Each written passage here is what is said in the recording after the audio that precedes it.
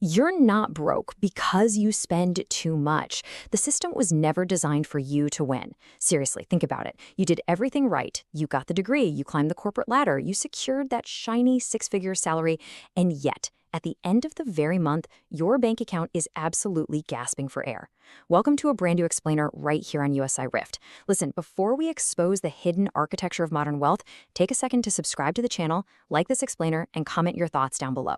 And hey, to help us keep these massive deep dives coming, consider supporting the channel by becoming a channel member. Because today, we are literally pulling back the curtain on a system that profits directly off your financial exhaustion. Okay, let's dive right into this. We need to talk about the deeply uncomfortable truth regarding why high earners in America are silently drowning in this brutal paycheck-to-paycheck cycle. It's kind of like an epidemic of hidden financial anxiety, right? We're talking about people who, on paper, are living the absolute peak of the traditional American dream. But behind closed doors, they are secretly one medical bill, one layoff, or one random unexpected emergency away from total financial ruin.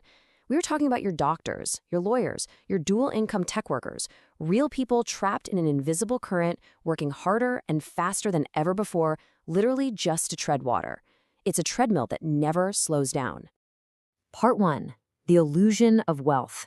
The modern squeeze. Now, the narrative we've all been sold is pretty simple, isn't it?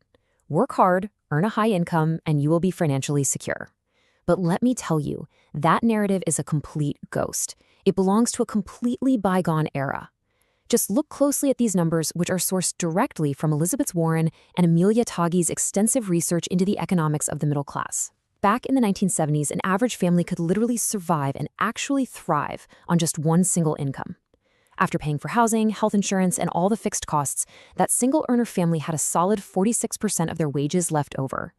46% for discretionary spending, saving, or investing. Fast forward to today. Despite this massive cultural shift to dual-income households, despite throwing two entire full-time paychecks at the exact same problem, the modern family has only 25% of their combined income left over.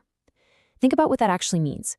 You're working twice as hard, giving up twice the time away from your family for a fraction of the breathing room. Part 2. The two-income trap. The crushing weight of fixed costs. You know, the media absolutely loves to blame your financial stress on what we call the overconsumption myth. It's this ridiculous idea that you're broke because you buy too many lattes, too much avocado toast, or you have way too many streaming subscriptions. But that is a straight-up lie. When you actually adjust for inflation, today's families are spending 21% less on clothing and 22% less on food than previous generations did. Let that sink in for a second. It's not your discretionary spending that is crushing you. It's the skyrocketing, completely unavoidable fixed costs. According to the Bureau of Labor Statistics, housing and transportation now devour a massive 50% of your total household spending. The average American household is spending over $78,000 a year, and half of that vanishes instantly into the structural requirements of literally just having a safe place to sleep and a reliable way to get to work. You aren't blowing your money on luxury. You are spending it on baseline survival in the modern economy. And the structural trap tightens violently when we talk about childcare. For working parents, this is basically the fatal blow to wealth accumulation. Center-based infant care averages a staggering $16,000 a year. Let me repeat that, $16,000. In 45 states across the country, the cost of childcare for 2 children actually exceeds the family's annual mortgage payments. And in places like Washington, D.C., it totally eclipses $24,000 a year. Look, these aren't fun lifestyle choices we're talking about here. These are absolute structural requirements for dual-income parents just to physically remain in the workforce. You are effectively paying a massive second mortgage just for the privilege of going to your job every day. It's a squeeze from every single side. So the absolutely crucial point here is this. The frantic bidding wars for homes in good public school districts, combined with these astronomical childcare costs we just talked about, they leave dual-income families highly leveraged. They are standing right on the precipice of a total disaster. Because these families now absolutely require 2 massive incomes just to cover the baseline fixed costs of modern life, the loss of even one job or a sudden illness springs the trap instantly. It's not a maybe, it's a mathematical certainty. You are basically walking a financial tightrope without a safety net underneath you, and you're doing it all just to maintain this completely exhausting illusion of middle-class stability. Part 3. The Diderot Effect. The psychology of consumption. Now, the system doesn't just squeeze you from the outside with bills and costs. It meticulously, almost invisibly, rewires your brain from the inside. Modern companies are incredibly good at weaponizing a specific psychological phenomenon against you every single day. It's called the Diderot Effect, and it works exactly like this. You make one single luxury upgrade. Say you go out and lease a premium new car. Well, suddenly, driving that pristine leather interior car back to your modest apartment feels wrong. It feels off. It creates this subtle aesthetic mismatch in your brain. So what do? You upgrade the apartment to match the status of the new car. But then, your old furniture looks totally cheap sitting inside your sleek new apartment. So obviously, you have to finance a new sofa. It sparks this compulsive set-based spending cycle that is entirely designed to maintain a cohesive social role. You think you are just chasing harmony in your life, but you are literally buying your own chains. And the crazy thing is, this isn't even a new phenomenon. Way back in 1769, the French philosopher Denis Diderot was gifted this incredibly luxurious scarlet dressing gown. At first, he was absolutely thrilled, but as he sat in his study wearing this incredibly elegant robe, he started noticing that his old straw chair looked terribly common. His wooden writing desk seemed completely out of place against the fine, beautiful fabric of his new robe. To resolve this nagging cognitive dissonance, he replaced the chair with premium leather, he replaced the desk with an expensive import, and he bought a new rug made of Damascus silk. A single, luxurious scarlet robe had literally plunged him into massive, crushing debt, entirely by forcing him to upgrade his entire reality to match it. That is exactly what happens to us today.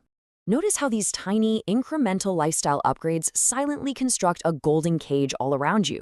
As you earn more money, your baseline for what feels normal rapidly and quietly shifts upwards. A luxury item becomes a necessary, totally unquestioned expense before you even register the change in your own behavior. Soon enough, your massive income is entirely spoken for by oversized mortgages, luxury car payments, and these recurring status obligations.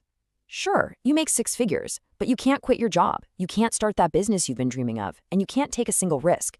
You have become a highly paid prisoner, perfectly trapped by the very things you thought would set you free. Part 4. Your neighbor is broke. Keeping up with the Joneses. You know, you might look out your window, see your neighbors, and instantly think you're falling behind. They have the brand new boat, the massive kitchen renovations, the absolute picture-perfect vacations plastered all over social media. But listen to me, you are competing against a complete illusion. Check out this fascinating detail from a study conducted by the Philadelphia Federal Reserve.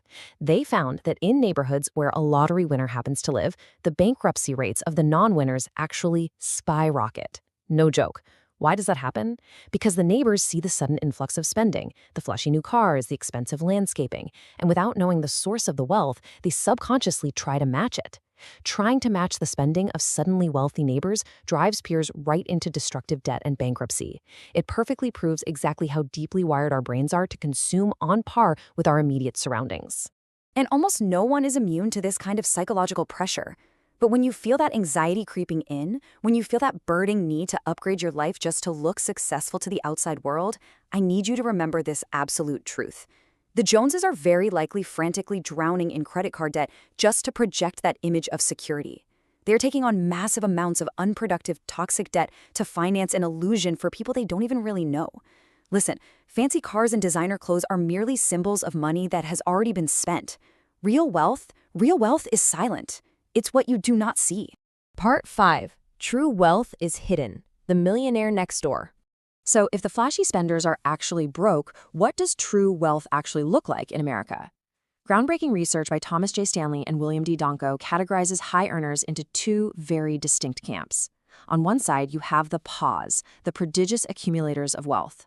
These are the people who quietly build true financial freedom entirely from scratch. They ruthlessly prioritize their net worth over their social status. On the flip side, you have the UAWs, the underaccumulators of wealth. These are your doctors, your lawyers, and your corporate executives who are pulling in $300,000 a year but somehow spending $310,000 just to look rich. The UAWs are absolute slaves to the Diderot Effect we talked about earlier. Meanwhile, the PAWS, they are completely immune to it. The incredibly unglamorous reality of the true millionaire next door is deeply rooted in aggressive, relentless discipline. The data clearly shows that the vast majority of actual millionaires live in completely normal, middle-class neighborhoods. They spend less than $20,000 on their vehicles. In fact, a whopping 37% of millionaires buy used cars and pay for them entirely in cash, no car payments. They flat out refuse to let their physical possessions own them. They view their money not as a shiny tool to consume and impress other people, but as seeds. Seeds that must be planted for long-term generational growth and absolute financial independence. And while we're at it, let's shatter a massive cultural myth right here, right now. There's this pervasive idea out there that the whole system is completely rigged and that true wealth is really only for trust fund kids who inherited it all. Well, guess what? A staggering 80% of surveyed millionaires in America are first-generation wealth accumulators. 80%! They didn't inherit their money. Their parents didn't hand them a massive financial safety net. This single data point alone proves that building real wealth is predominantly about your strategic behavior, deep financial literacy, and extreme psychological discipline. It is not just about the lottery of your birth. Furthermore, true wealth isn't primarily built by a bunch of investment bankers wearing suits on Wall Street. It's actually heavily concentrated right on Main Street. Look at this. Self-employed business owners make up less than 20% of the total workforce, but they account for a massive 1/3 of all millionaires. And they generally don't own flashy headline-grabbing tech startups either.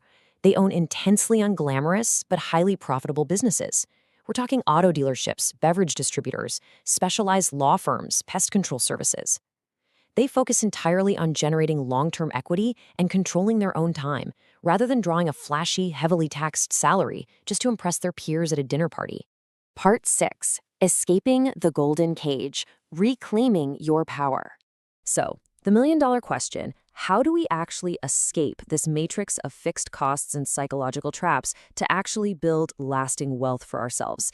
It starts with a pretty brutal, honest assessment of exactly where you are right now. I want you to use this formula straight from the research. Take your current age, divide it by 10, and then multiply that number by your annual pre-tax income. Whatever that number is, that is your expected net worth. For example, if you are 30 years old and you're making $100,000 a year, your net worth should be at least $300,000.